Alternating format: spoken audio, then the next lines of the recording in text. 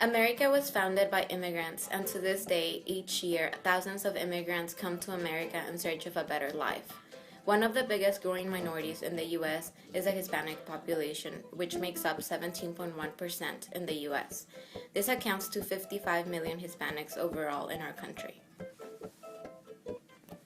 In the past 45 years, the Hispanic population growth has increased by 6 times from 9 million people to 55 million people.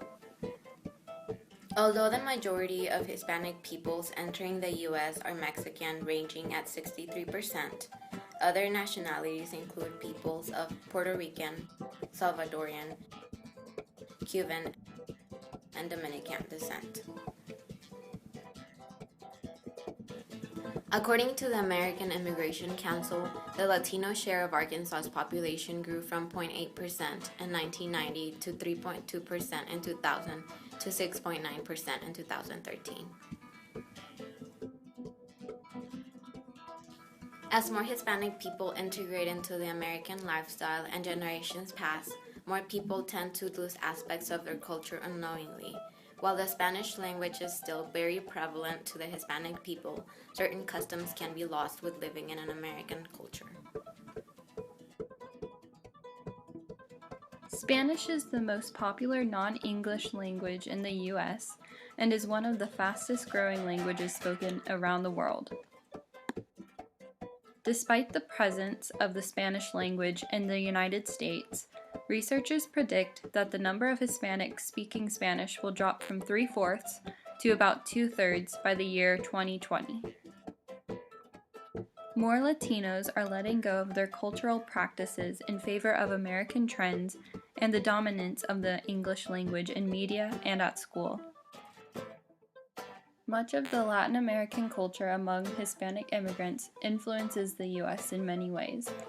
The Spanish language is prevalent to us even in Northwest Arkansas, where we have many Spanish speakers and radio stations that broadcast solely in Spanish. We decided to interview Laura Franco, a student at NWAC whose family made Spanish a priority while growing up. My first language was obviously Spanish. That's what my parents knew how to speak well the most. And so I was raised up to like age 3 or 4. I was raised in only Spanish. And it wasn't until I started preschool when I started learning how to speak English. I picked up on it very, very quickly. My parents tell me this. I don't recall this, but my parents said that one day I came home and I was like, I don't want to speak Spanish anymore. Like, I only want to speak English. And my parents were like, no, that's not right. Like, you have to stick with your culture. You can't just abandon it. And so my parents were very strict and were very persistent with us learning Spanish, and they basically forced it upon us. Like, they wouldn't allow us to speak English at home, and if we did, we would get like a little timeout and stuff. And so eventually it stuck, like after being scolded so much.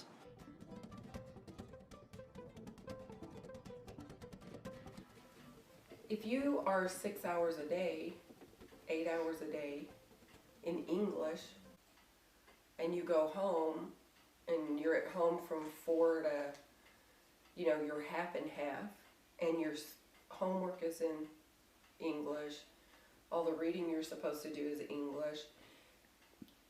English is what it will become your dominant language, unless your parents say, no, here at home we speak Spanish. And unless parents say, let's read in Spanish, let's do that. And there's been a misconception in Northwest Arkansas that we seem to be getting over, not in all school districts, but in most school districts in Northwest Arkansas, that they used to tell the parents, no, speak English to your children. Let your children speak English. And what it caused was a big rift between parent and child.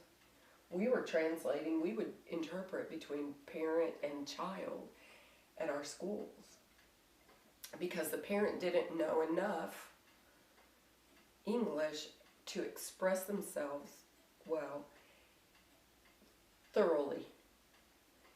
And then the child didn't have enough Spanish because they use, whatever you use the most is what you're going to be dominant in. With new Hispanics living in the U.S. comes new generations that won't grow up in their family of origins culture, meaning that they may not be able to fully participate in the religious and cultural traditions of their country by being a citizen of the U.S. According to pewhispanic.org, religion is more important in the lives of immigrant Hispanics than in the lives of native-born Hispanics. Nearly 7 in 10 immigrant Hispanics say religion is very important in their lives, compared with only half of the U.S.-born Hispanics. In Northwest Arkansas, there are a number of different Latino food markets from Mexican food to Salvadorian, as well as a fair share of restaurants such as Abuelos, Alcambaro, and Las Vejitas. One could say every American loves some chips and salsa, as well as enchiladas, tacos, and guacamole. Over the years, Latin American cuisine has definitely seeped its way into American culture. Hispanic and Latin Americans have had a big influence on music in the U.S. Numerous Hispanic musicians are household names including Jennifer Lopez, Enrique Iglesias, and Pitbull. While at times they translate their music to English for American audiences, some radio stations keep the original Spanish, preferring to embrace the authentic song rather than the altered one. For example, like on the holidays, like they don't do posada. For an example, posada is a really traditional Mexican thing for during Christmas, where we all gather around and we go sing to every house. But it's a really fun thing, and I've noticed that most families just don't do it anymore. I mean, my family, we do it. We always do it every year, and it's really fun because you get to enjoy it. It feels like you're in Mexico.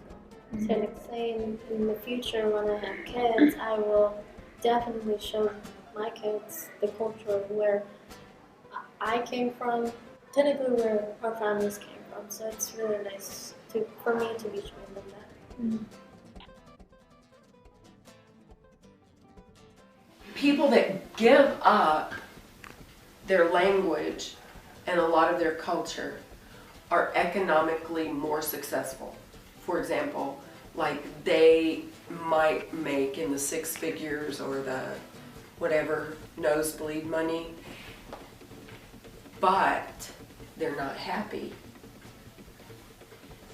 Those that can maintain both languages, be educated in both languages, be educated and culturally adept in both languages, might not have the nosebleed money, but are very successful and tend to be happier.